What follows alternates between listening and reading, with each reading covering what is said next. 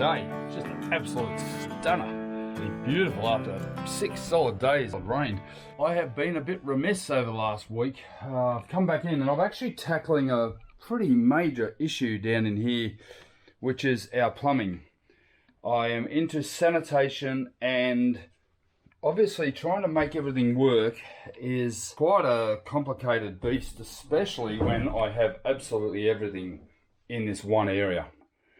I've got a freshwater toilet system, which I've now worked out how to do a saltwater toilet system and then be able to switch to a freshwater toilet system. So that has been one major issue, and that's this guy here with this solenoid and then all these lines here. And then this is the toilet coming out down into a Y valve, which then feeds either into the discharge outside or into our tank. And I've had to actually put that in here behind a hatch so that we can access it. So it's been a bugger trying to fit everything into this hole here. I've actually cut another access hatch here in the shower. So this shower will have 2 hatches, and in here I've also got our freshwater system, which has an accumulator tank and then going down into the tank here. But then I've had to integrate that into the PEX, and you can see here I've actually done that. And I've also got to make sure that I can switch out any of these items. So you can't sort of put in a solid fitting, provided, especially if you can't switch it out. So I've had to go with the John Guest fittings down in here, just in the areas where I need to be able to switch stuff out. The main backbone of the plumbing is all in PEX with pull-on crimped fittings, so hopefully I'll never have a problem with those. I can imagine that it actually has a lifespan of 70 years plus in any residential area, and they've been a bit of a challenge to crimp them all, and I'm going to tidy them all up a bit sooner. This is the water tank here, and also down in here I have the through holes and bilge system and black water tank right underneath me. The macerator pump I've actually decided to move over here so that it is above the water line. Just been trying to work out how best to run some sort of a vented loop system, but I'm not going to run a vented loop. I'm actually mounting the macerator system higher than the water line so that there's no chance of any water coming back into the system here.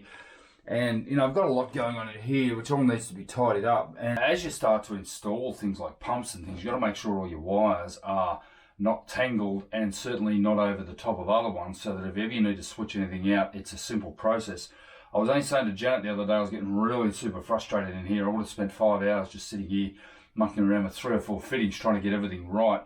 I can't imagine being in a 3-metre seaway, water peeing out all over the place, you know, trying to analyse and diagnose and solve a problem on the water. So I'm trying to think, you know, years ahead here. And I guess that's the important thing, is if you're putting it in, you need to know how to get it out, switch out a pump, switch out an accumulator tank, switch out a macerator, change out hoses and things, all the while you're trying to get it into an incredibly tight space here. I mean, this cavity here underneath the shower is not finished yet. Once this is all done, there's going to be a shower sump, a rule shower pump sitting down there where those wires are sitting on top of the water tank there.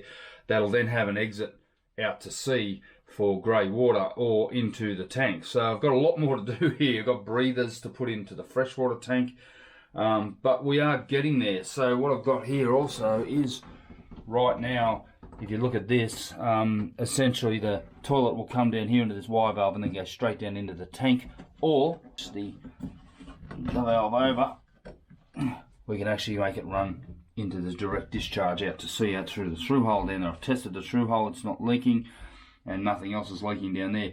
Seriously complicated area of the boat. It's worse than an engine room in there, because underneath that shower, I've got the shower floor can actually lift right out to get access to everything in there. And if I make it easy to access now, it's going to save me a lot of problems going forward.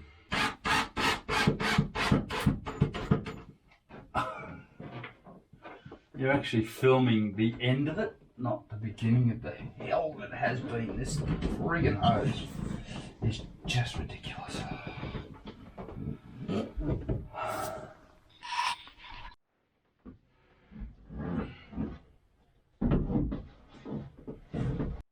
Have to admit, just lost my shit again. Oh man, it just doesn't get any harder. You're just trying to do stuff. Look in here. The pump's easy to fit. but the hose restricts where the pump goes. So there's nothing easy about it. I mean, I'm not whinging. It just doesn't get any freaking harder than trying to fit something in there when you're fighting the pressure of the hose as well. And, you know, I just think if I designed this boat better, what I probably should have done was not built this head in, this fiberglass shell, because not only has it restricted a lot of work, I could have actually made proper cupboards in here to hold all this stuff rather than all this angled stuff. I've just got to work with what I've got. And luckily I've got a lot of cavity space, but the problem is very contorted. There's no square lines. Everything's a triangle or a bloody round shape.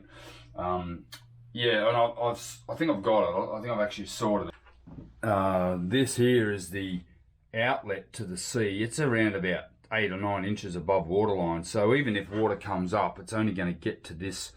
It won't siphon back through into the wastewater tank. You've got to be careful that you don't filling up your wastewater tank. And you know, and I'm actually going to put a loop in here down to the exit below to avoid it. I don't need a siphon vent. I certainly just need to make sure that I have a bit of a loop so that nothing can siphon back in. Wow, what a job.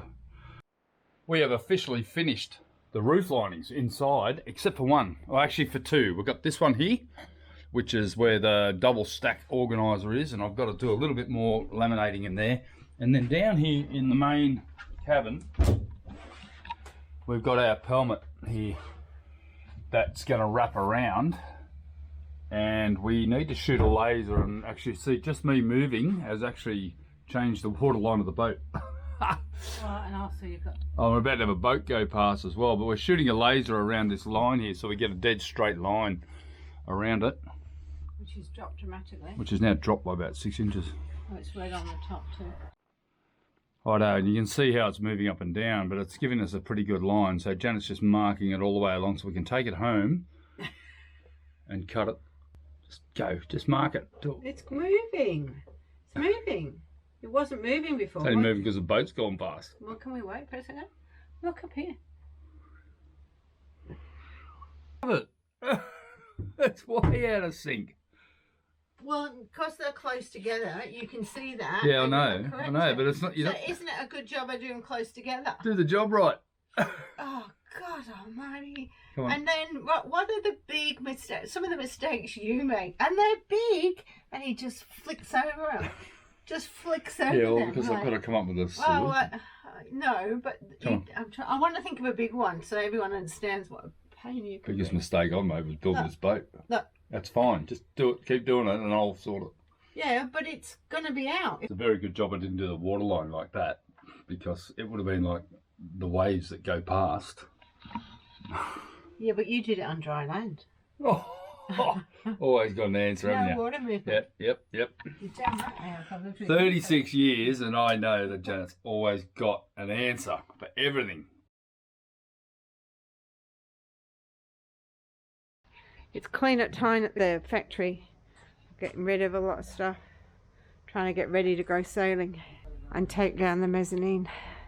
This is what happens when a business comes to an end. It's you. It's kind of sad. Clean out. Janet's done the inevitable and booked a date on me again. A year on. You don't achieve if I don't give you a date. No, I don't achieve. I achieved a lot. The reason it's on the water is because I set you a date. Yep. So, and upstairs here was the treasure cave. Let's start with this mezzanine's coming down to help rebuild our deck, and I've arranged for Ross's brother and brother-in-law to come down to do it because Ross didn't want to ask them. Roscoe didn't want to invite his brother and his brother-in-law, not because he didn't want them to help, but he didn't want to bother them, even though they'd already offered to do it, so I messaged them instead. So now they're coming. We're not only going to get the deck done, we're going to get the mezzanine down and hopefully start getting the framework up for the cover for the back deck as well. Because they're all really happy to come down and help, and it'll be fun, but Ross doesn't like to ask for help. That's a bit of a problem with me. I like to do things on my own, but I've dragged Janet in on this job. Oh, actually. Hang on. Oh, Janet's just had an epiphany. Ross doesn't like to ask anyone else for help, but he's okay in volunteering me to do it. Yeah, well, you're strong. You don't whinge. There's no whinging. You complain a lot, but Janet, you don't you win. can help me build the deck and build it. We're a bit independent. Well, I'm independent. Janet is happy to have help, but I like to get things done without impacting on anyone else, as you've seen throughout the build. And only when we've been offered help have I taken it. And not all the time. Anyway, what's happening here? What is happening here is this whole mezzanine in our factory is ours. It's not part of the rented property, so we need to remove it. And I need to get down to an empty factory where I can start producing kayaks again for Dane at Sea Kayak Jervis Bay, who's ordered a new fleet of double kayaks. It's only 4, but it's enough to tick me over for the next few months. And as a result, this whole mezzanine is going to disappear. And the beautiful thing about it is because it's been inside for about 15 years ago, I built this mezzanine, and the wood that is under us is perfect and brand new and really high quality treated pine, and it'll make a nice pergola, roof, whatever you want to call it, over the new deck that I'm going to finish next weekend with Brett and Jimmy. And that's rotted out because it was rotted out with Australian hardwood, and because the rain was getting on, it just dried rot. So we're going to make the roof is going to be a polycarbonate roof over our back deck, and then we'll never have rot problems again. But for what we have to do that is to pull the bastard down. So Janet's here, and we've been going hard. I mean, look at the amount of crap we have down in there. That is all of what was up here and more. And there's kayak molds out the back, and we've got to get it all down. And then a lot of these steel frames for all the racking we had. There's Janet made an executive decision and set another date on me, guys. It means, much as I love you, I think secretly she's trying to kill me, because that date is about 4 months away, where we are going to try to move on to our boat and go cruising for an indefinite period. As a result, all of this has to be dealt with and gone in 4 months. Now, if you thought building the boat was Herculean, this is going to be monumental. Telling a story, don't you? I like a good story. You know how We much? have to go. I have to set a date, because if we don't, Yeah, we'll never go. well, I could be in my, retirement in old age with a bloody You've been wheelchair. retired for 5 years. Feels like it. I just not in IT for 3 years. All right, well, that's our story. And yeah, so a lot of stuff going on here. I've got all of this stuff here is for the boat. All of what's underneath it is blanks for the doors, which we've already made. And Janet's finished those last week. And we've got all these parts are still going to make their way to the boat. Bend that one in half and get out there, darling. You just did all that hard work for me. Just got all that shit out of here. I'll take it around. Let me do it. Let me do it. She doesn't mind doing the light stuff, do you? Think of all the weight bearing exercise that I'm giving you here that you won't need to do at the gym. Think of it. Manual labour's so good for you. No, it's not. Pay for it at night. It hurts you. Look at this. The moulds are gone, and now we're down to just a few more moulds. So plenty going on. This one here's got to be remade, and that one's got to be pre-made. I'm going to make a few of those. The rest of this is going to the tip.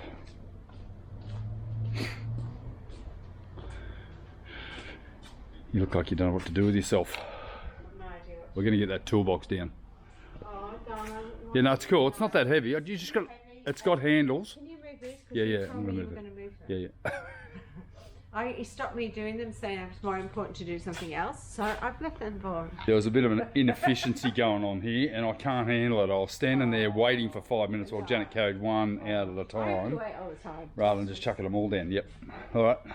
Okay, so we're pulling down the spray booth. I think we've done spraying. What do you reckon about that? Hope so. And even if I'm not, I'm going to just do something. I'll just put up some brackets around it. We've done spraying. But I had this, I welded this steel frame out here because the roof wasn't quite long enough to make the 7 metre long kayaks. But this steel frame had bubble wrap attached to it and some cafe blinds around it. But it was held in place by a block of wood. Now, I'm going to be the first one to admit I am my father's son. We call that a Mervyn, where you just bodgy something up to make something do. And he did well, my dad. With no money, he did really well. And we're the same. With no money, I'm doing well. We've done it with no money. We've done it with a lot of money. We've wasted too much money doing stuff. But anyway, I think we're good. We can. Oh, no, maybe we can't pull it out. Yeah, I think I can. Oh.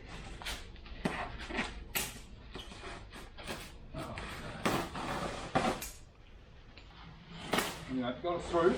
I don't think those spray booths you can get now are available when you set it up. Yeah, I think an inflatable spray booth would be a brilliant invention if I... Well, you can get one, right? Hey? You can get them now. Yeah, they're like $1,400. Nothing cheaper than this. And if I was continuing to do it, that's what I'd do. Buy an inflatable spray booth and just blow it up when I need it and let it down when I don't. Oh, we're going to call that a successful day. Holy hell, look at this. That was awesome though. It's dark. But wow, we have just scorched earth policy almost. We've got so much stuff. We've just pulled everything into the back of the factory here so I can get my roof down, but we've neatened up and we've actually had a bit of a sort, which is nice.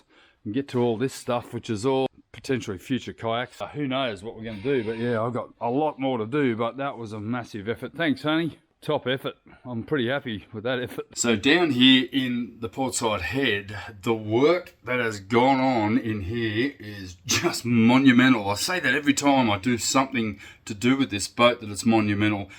This has been ridiculous. You've got multiple fittings, multiple systems, multiple storage. I just can't explain it. The toilet systems, we have electric flush, Jabsco, house grade toilets, house size toilets, and they are freshwater toilets, but I intend to run them as a saltwater toilet while ever we're living on the boat. And then when I tend to store it, I intend to be able to flush them with fresh water. And once we get the water maker installed, I'll probably switch them over onto fresh water. And then I can just basically have a nice clean freshwater system. We don't end up with all of that problems that you end up with saltwater toilets, with microorganisms living in the tubes, in the intakes, in the through holes, and also the calcification that reacts with the salt water from urine and the like. So there's a lot of things to think about. So I'm at the point where I'm about to install the toilet, and I'm bloody excited about that. I just need to explain how I've done it. I've got an access hatch behind the head. The head will fit here on this base here, and it fits beautifully, and I've actually just drilled 4 holes in the floor here so that I can mount the head.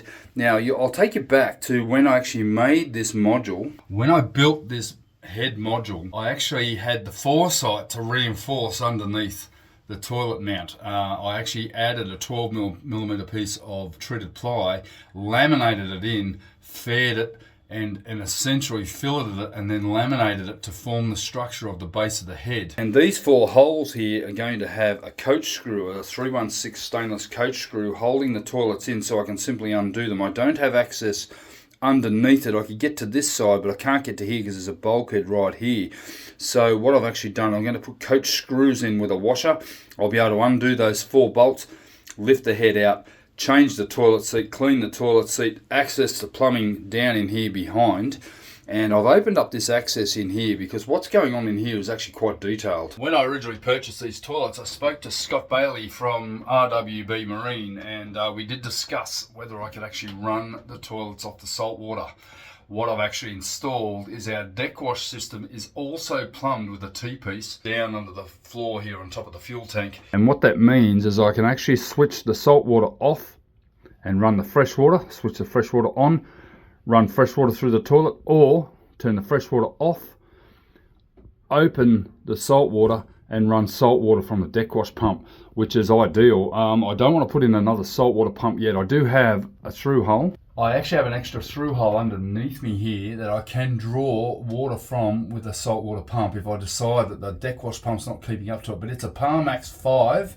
It's a huge volume saltwater pump that can handle a toilet flushing. How I'm going to deal with the other side, I think I will have an independent pump, or I may even plumb salt water over to the other toilet on the other starboard side over there into the ensuite. That's just absolutely brilliant because that means I'm not using fresh water to flush toilets. But when we have a water maker and we've got plenty of water on board, then I'd prefer to use fresh water. It's a much nicer long-term solution because you don't end up with that odour that sort of surrounds microorganisms in the salt water. So hopefully today we're going to be able to take home the camp toilet that we've been operating with for the last few months. I think it's only been used 3 or 4 times, but enough to make me have to take it home and empty it. And, yuck. I've also plumbed in the Blackwater tanks. So all of the lines are ready for the Blackwater tanks and for direct discharge. And that's been wrestling a python in some of these cavities has been very challenging. I would not like to have to do it in a hurry. I'm hoping they last for 5 to 7 years, and then by then I might sell the boat, because I really do not want to have to replace these hoses again. My hands have been destroyed by physically forcing these hoses into where they need to go. And I'm basically suffering from serious splitting hands from the dry weather and all the dry stuff that's going on. We're not really sure. I've got some sort of a contact dermatitis on my fingers, and I'm not convinced it's from talcum powder in the gloves that I'm using. The gloves I've used for years have started to have an impact on my hands, and I thought it was an epoxy allergy, but I've sort of ruled that out. I talked to a dermatologist the other day. He said basically you just got to keep moisture in your hands and find out what's affecting it. It could be anything. It could be soap, could be shampoos, could be methylated spirits, but I don't really handle it. I never really get that stuff on my hands, so who knows. So these are a very nice addition. I actually considered making a fiberglass or a carbon version of it to keep the weight down, but just don't have time for that. To be honest, I never will. Not that worried about with the weight on this boat. It's already probably a touch heavy anyway. But the nice thing about these toilets are they are a full-size toilet with a soft close seat. So I was concerned a little bit that the room that I have would not let the seat stay up, particularly for us fellows, but it is going to stay up sufficiently for us to get our business done and then drop the seat. But what I love about this is this soft close. What a great solution.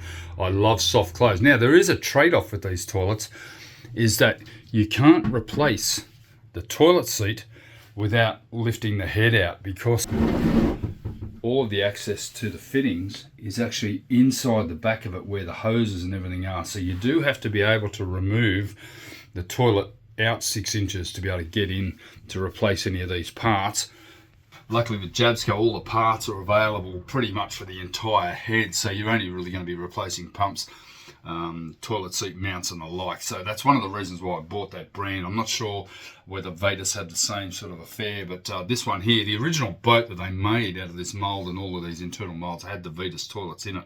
How I found that out was that the one on the other side didn't fit the module. It had a slightly wider base, so I've had to hack away at the module to get the toilet to fit. Now I've got to try to work out how to tidy it up a bit.